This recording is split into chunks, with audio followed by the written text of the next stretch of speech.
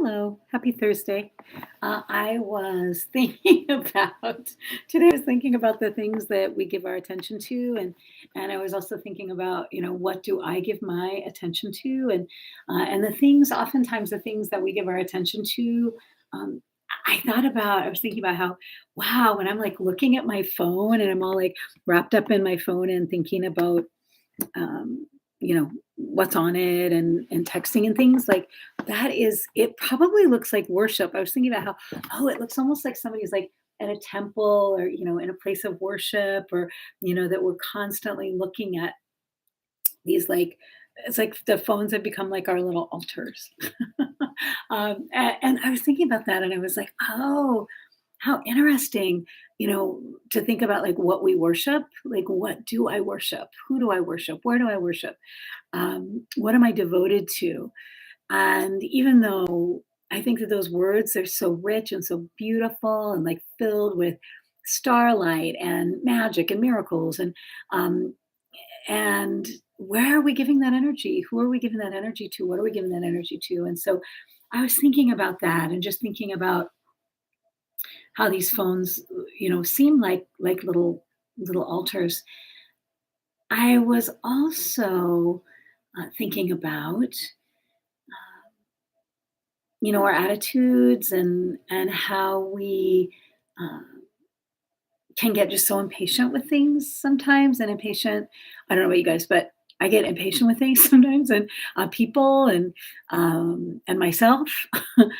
And it's kind of like we think things should be different than they are, or that we should be somewhere other than we are, or that we should or shouldn't be doing certain things, when really we're actually doing exactly what we're supposed to be doing. We're doing the things that are most important for us to be doing. But one of the ways that we know that, is just by slowing down and feeling into it.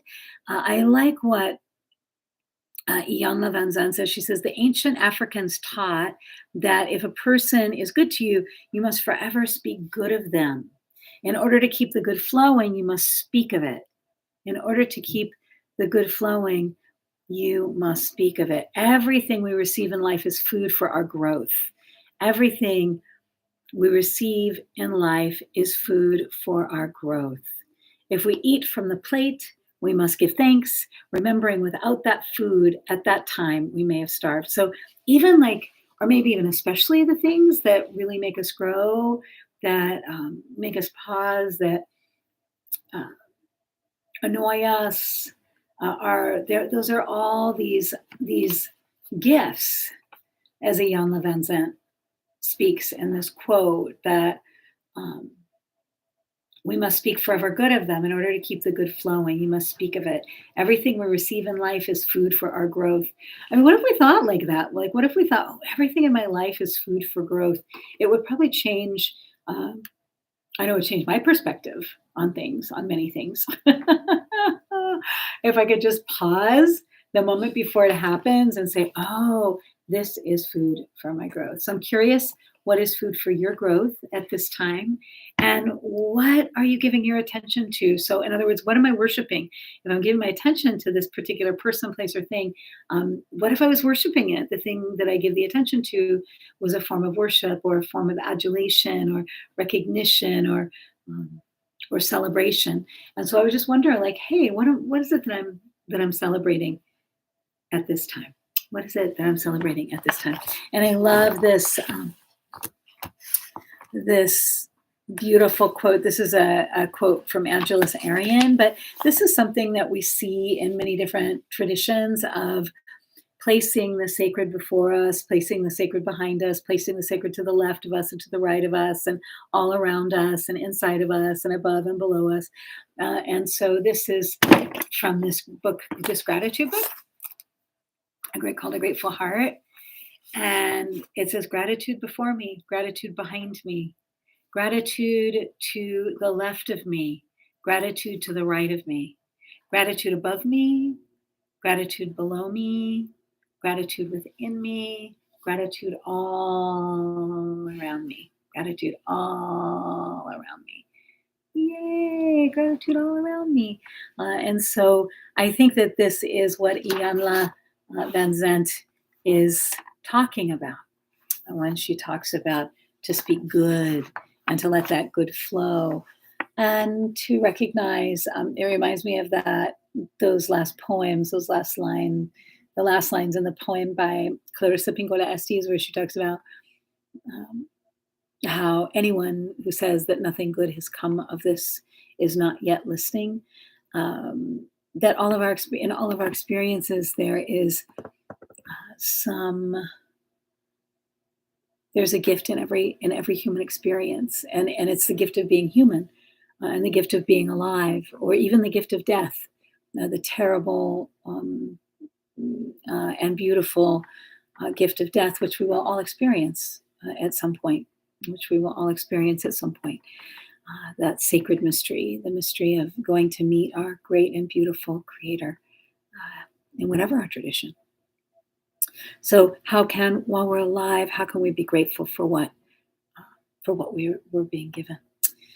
So today, there are many things that I'm grateful for, but one of them was being able to see this eagle fly by my window twice today in my sessions.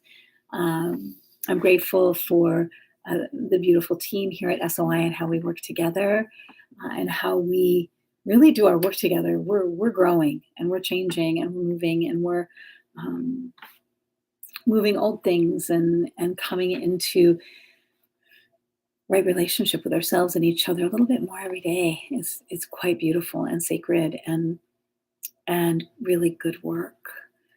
So the practice of gratitude before us and behind us, to the left of us, to the right of us, above us, below us, within us, and all around us.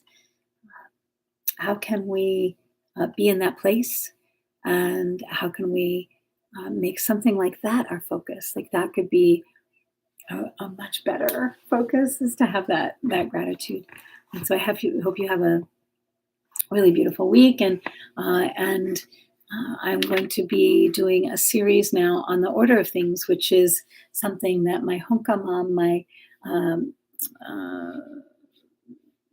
mom taught me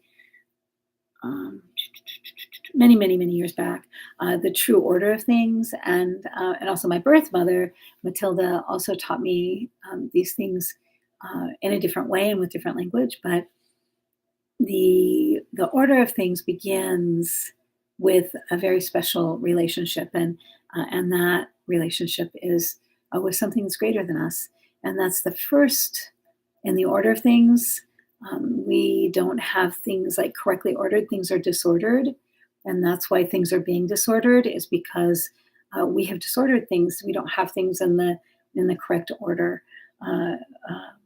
There's an ancient knowledge and an ancient way that we can really greet the mystery of the universe, our lives, in a way that is sacred, and in a way that really extends honor and respect and regard to other beings, to other creatures, to the world itself, to the animals, the plants, the trees. And the issue is that we're not responding to the universe in the way that will really support the cycles, the seasons, that will really support the true order of things, and things being in the order that is most healing, nurturing, and good for the well-being of all creatures, and not just human creatures. And we've been overly focused on our human creatures and not focused enough on the other creatures. And in the order of things, human beings are the very last. And so the mystery or creator, we're going to be talking about that next week in our conversation on Thursday. So walk in beauty, and I look forward to seeing you next Thursday. I look forward to seeing you next Thursday as we begin our conversation about the order of things. Have a great week.